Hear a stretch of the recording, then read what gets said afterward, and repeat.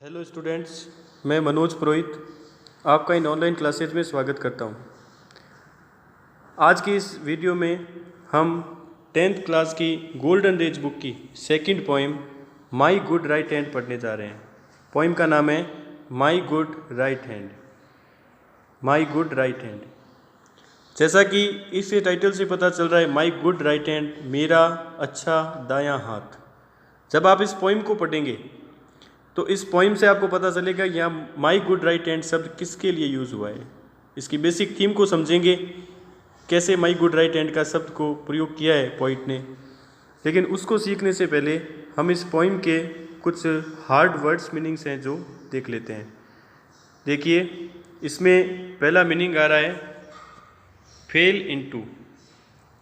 Fail into का means होता है घिर गया था। वॉज ओवर पावर्ड यानी घिर गया था। इसी प्रकार दूसरा जो वर्ड मीनिंग है grief.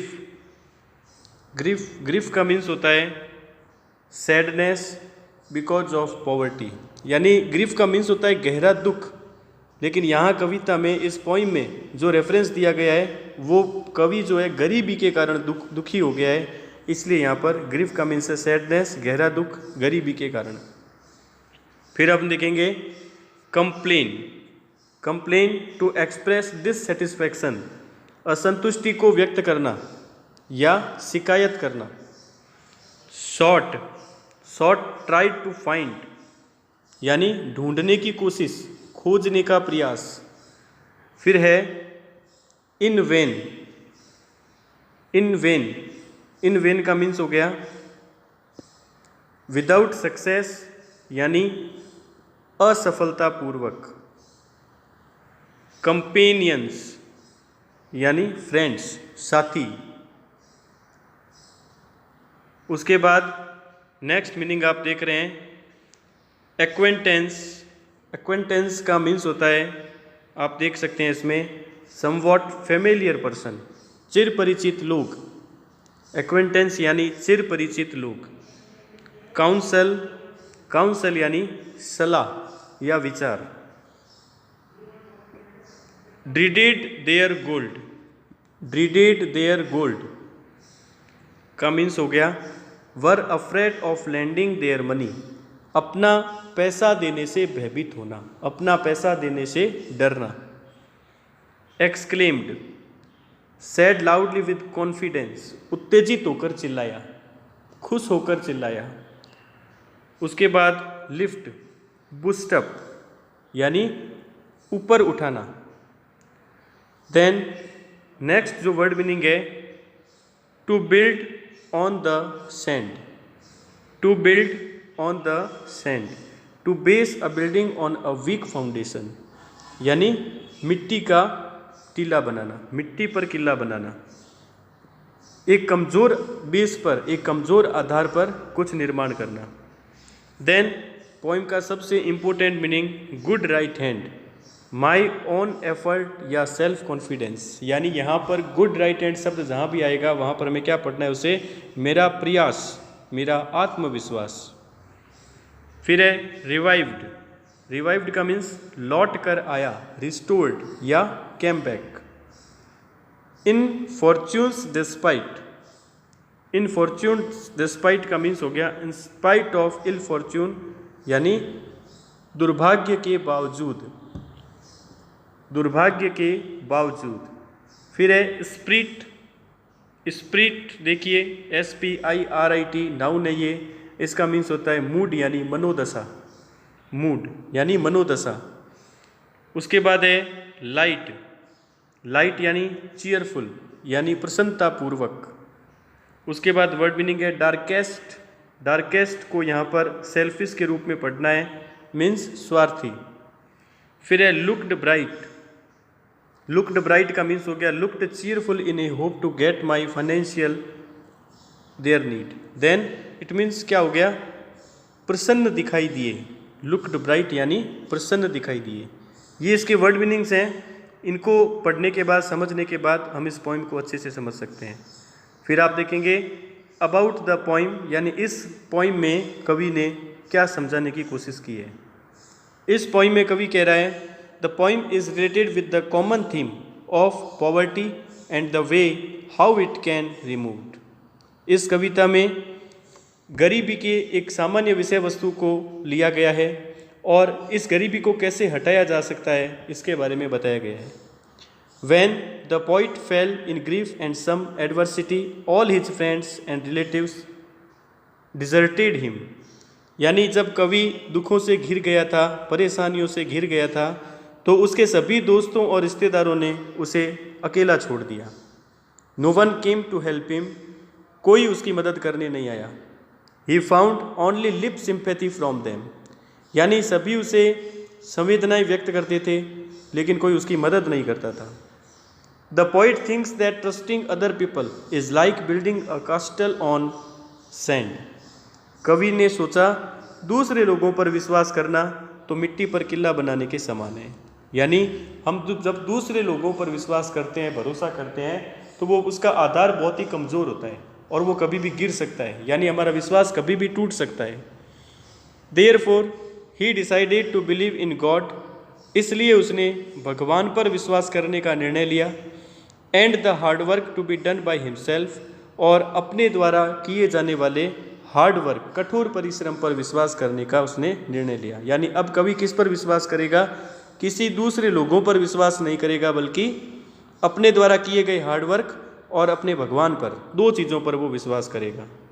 With this realization his courage return in him, इस भावना के साथ ही उसका साहस उसके अंदर लौट कर आ गया।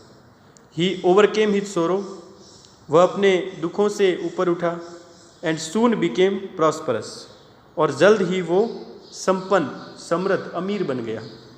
His hard work lifted him up from sorrow and pain, उसके कठोर परिश्रम ने उसे उसके दुख और दर्द से ऊपर उठाया। तो ये इस पोइम की बेसिक थीम है, जिसमें हमने पढ़ा है कि कवि जब गरीब हो गया, उसके पास पैसे नहीं थे, तो उसके सारे दोस्तों ने, उसके रिश्तेदारों ने उसे छोड़ दिया और इस वजह से वो अकेला हो गया और दुखी हो गया, कोई उसकी मदद नहीं कर रहा था। फिर कवि के ये समझ में आ गया कि अब उसे अपने किसी भी दोस्त और रिश्तेदार पर विश्वास नहीं करना है, बल्कि अपने द्वारा किए जाने वाले हार्ड वर्क पे विश्वास करना है और अपने भगवान पे विश्वास करना है। इस अनुभूति के साथ ही उसकी मनोदशा बदली और धीरे धीरे वो अमीर बन गया। तो ये एक मोटिवेशनल पोइम है जो हमें एक प्रेरणा देती है कि हमें दूसरे लोगों पर विश्वास करने की बजाय अपने खुद के कार्य पर, मेहनत पर विश्वास करनी चाहिए, ताकि हमारी गरीबी दूर हो सके। दोस्तों, आप इसे ऐसे समझ सकते हैं, गरीबी केवल पैसों की गरीबी नहीं है, किसी भी चीज़ की गरीबी हो सकती है। यदि हम दूसरों की सहायता के भरोसे रहेंगे तो वो गरीबी कभी ख़त्म नहीं होगी। हमें अपनी गरीबी को मिटाने के लिए खुद हार्ड वर्क करना पड़ेगा और अपने भगवान पर विश्वास करना पड़ेगा। अब देखिए इस पोइम में कवि की भाषा में, I fell into grief and began to complain, मैं दुखों से घिर गया था और शिकायत करने लगा। I looked for a friend, मैंने एक दोस्त की तलाश की। But I sought him in vain, लेकिन मेरी ये तलाश व्यर्थ हो गई। मैंने एक दोस्त की तलाश की और मेरी ये तलाश व्यर्थ हो गई। आप ये देखेंगे कि यहाँ पर लुक्ड फॉर एक फ्रेजल वर्ब है जिसका मीन्स होता है तलाश करना। कंपेनियंस वर साई, सभी साथी शर्मिंदा थे। एंड एक्वेंटेंस वर कोल्ड, और सभी चिर परिचित लोग थे, उनका नज़रिया बदल गया था। कोल्ड यानी ठंडा होता है, और जब किसी के, ये यहाँ पर एक इमोशनल टच दे रहा है कि कोल्ड रेस्पॉन्स देना, किसी की जब प्रतिक्रिया कोल्ड हो जाती है तो इसका मीन्स वो हमें सही ढंग से रेस्पॉन्स नहीं दे रहे हैं। तो सभी साथी शर्मिंदा थे और सभी जो परिचित लोग थे वो सहानुभूति दिखा रहे थे। They gave me good counsel, उन्होंने मुझे अच्छी सलाह दी। देखो यहाँ पर कवि गरीब है, उसे पैसों की ज़रूरत है, लेकिन उसके साथी और उसके रिश्तेदार उसे पैसा नहीं दे रहे हैं, बल्कि क्या दे रहे हैं, केवल सलाह दे रहे हैं। डिडेड देयर गोल्ड, सभी अपना पैसा देने से डरते थे। Let them go, I exclaimed, मैं चिल्लाया, इन सबको जाने दो। I have a friend at my side, क्योंकि मेरे पास एक दोस्त है। To lift me, and aid me, जो मुझे ऊपर उठाएगा, मेरी सहायता करेगा, वॉट एवर बिटाइड, चाहे कुछ भी घटित हो जाए। बिटाइड का मीन्स घटित हो जाना और एड का मीन्स सहायता करना। तो क्या कह रहा है कवि, उन सबको जाने दो, मेरे पास एक ऐसा दोस्त है जो मेरी मदद करेगा मुझे ऊपर उठाने में और मेरी सहायता करने में, चाहे कुछ भी घटित हो जाए। To trust to the world is to build on the sand, इस दुनिया पर विश्वास करना तो मिट्टी पर किला बनाने के समान है। मिट्टी पर किला, यहाँ पर आप समझ सकते हैं, कंपेयर कीजिए कि मिट्टी का किला जो होता है वो बहुत ही अस्थायी होता है और थोड़ी सी हवा तेज आने पर या पानी आने पर वो गिर सकता है, बह सकता है। तो इसी प्रकार लोगों का विश्वास है, वो कभी भी टूट सकता है। I will trust but in heaven, मैं तो विश्वास करूँगा स्वर्ग अपने भगवान में। यहाँ पर हेवन का शब्द जो है वो गॉड के लिए यूज़ किया गया है। मैं तो अपने भगवान में विश्वास करूँगा and my good right hand, और अपने कठोर परिश्रम पर विश्वास करूँगा। चूँकि वर्ड मीनिंग्स में हमने देखा था गुड राइट हैंड आने पर मेरा प्रयास या मेरा आत्मविश्वास, इस शब्द को हमें पढ़ना है। इस कविता में इसका अर्थ ये है। तो आप ये भी समझ सकते हैं कि माई गुड राइट हैंड जो टाइटल है ये ओरिजिनली टाइटल है मेरा आत्मविश्वास, क्योंकि गुड राइट हैंड सिंबल है आत्मविश्वास का। तो ये हमने पढ़ा अभी इन 2 स्टेंजा में जो कवि ने लिखे हैं। एक बार फिर से मैं रिपीट कर रहा हूँ।